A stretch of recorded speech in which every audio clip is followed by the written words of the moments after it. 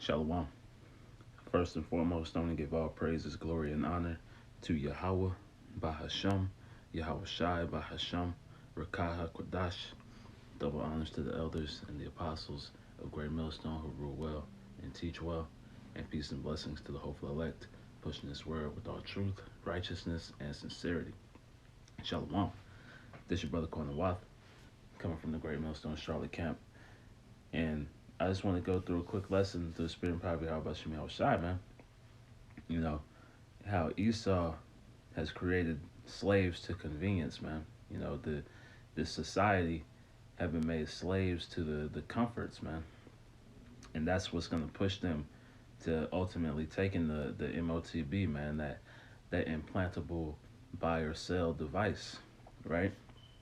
And Jake in particular, they're in a state of, you know, being better off than they've been in through the past few hundred years. So they feel like they're in a state of what's the word?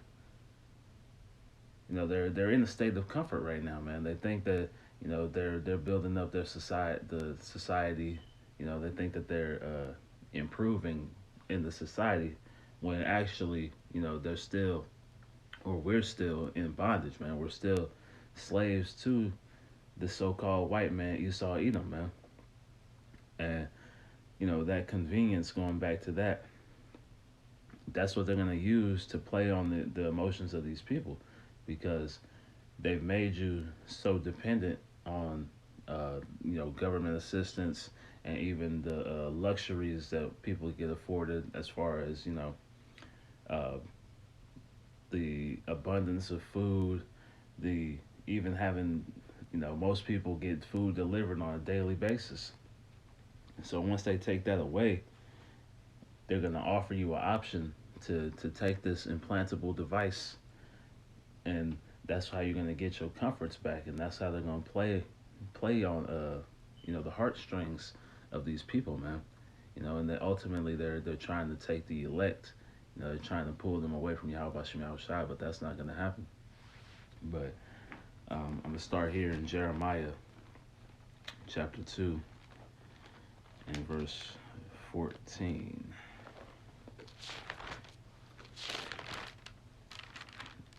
Is Israel a servant? Is he a homeborn slave? Why is he spoiled? Right. So why are people spoiled, man? They don't understand that they're still slaves, man. They think they have all these liberties and things of that nature, but that's just what goes along with the slave package, man. Even back when we was on plantations, those certain slaves had certain freedoms, quote unquote. But now they have the illusion of freedom given to all these people out here, man. But when we're actually still in captivity, man. Jake doesn't understand that. And they don't understand that all this is stuff that they're using to forward their new world order agendas, man. Which is going to end in that MOTB, man. The beast system is trying to take you away from Yahweh Bashim Yahweh Shai and have you in a position where you're worshiping them, man. Let me get that. Let me go to Deuteronomy. I think it's 32.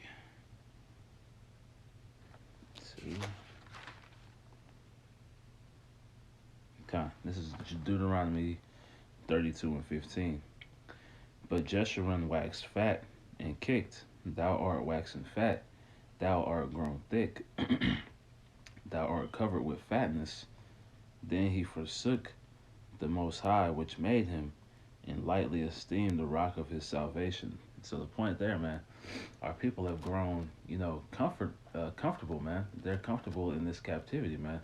It's very similar to when a prisoner is used to being in jail, so they, rather than trying to cope with society, they've already been institutionalized to the prison system, and this is that global prison house that we've taken part of, man, or that we've been put in, man.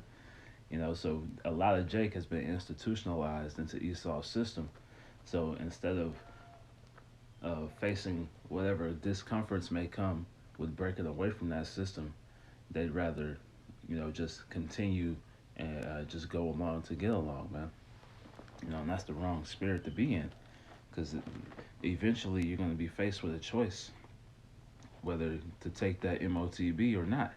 And if you do, then you're going to have to take part in that second death, man. And these conveniences that Esau is presenting to people, it all starts. It started with the financial system, man. They there was once a time, believe it or not, that people only used cash, but now you can't even use cash in a lot of places now. You have to use the card, and there was a point where you had to swipe your card, but then they say now you have to put the chip in there now, and there's eventually the cards are going to be obsolete, and they're going to have they already have where you scan your phone. It's like it. So now they're gonna just, what's the word? Gradually move towards that implantable device, that buy or sell device that they're going to use, and eventually that's going to be forced upon the people, right? They're initially they're gonna push it as a, this is the new trend. This is gonna make your life so much simpler. You're not gonna have to carry around the wallet. You're not gonna have to carry around your ID. Everything's gonna be in this grain of rice, right? But there's gonna come a time where it's gonna be made mandatory, and those who don't take it are gonna be outcast and shown from society. And they're gonna start throwing people in FEMA camps and things of that nature. Your brothers is gonna be, like scripture say, be ye as pilgrims. So brothers is gonna be out in the wilderness, escaping from this persecution, man. Because, Lord willing, we be of that number. We're not gonna take this thing, man. The Lord's gonna give us the spirit to endure and not take this, man. Uh, Let me go ahead and get that. And next, let me scroll to this next picture right here, because you can see right here, the the stage is set, man. The infrastructure is already here. They already have these different pay terminals and things of that nature. They've cryptocurrency has been made a household topic, man. Everybody knows about Bitcoin, but if you read into any articles, you can see that the federal banks are beginning to develop their own cryptocurrency to phase Bitcoin out of the existence, man. They're probably going to end up making it to where you just trade in your Bitcoin for whatever Fed coin they create.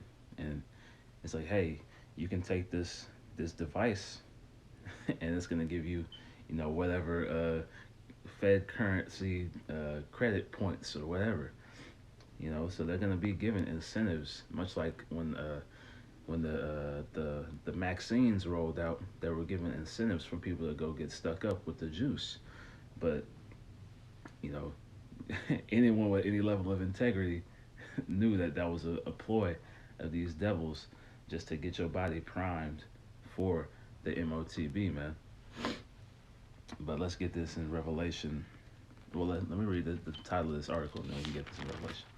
It reads, "You can now store Ripple and Bitcoin in a creepy microchip implant that has been compared to the MOTB, man." So people know, man. These people know, and they're not hiding it anymore. It's right here in your face, right?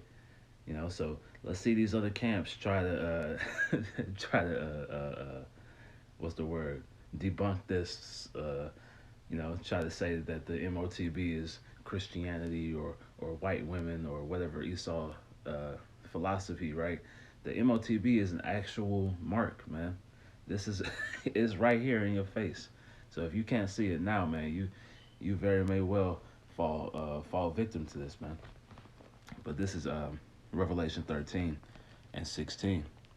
"And he causeth all, both small and it's like both small and great, rich and poor, free and bond, right? So everyone is going to have to do this, man, to receive a mark in their right hand or in their foreheads.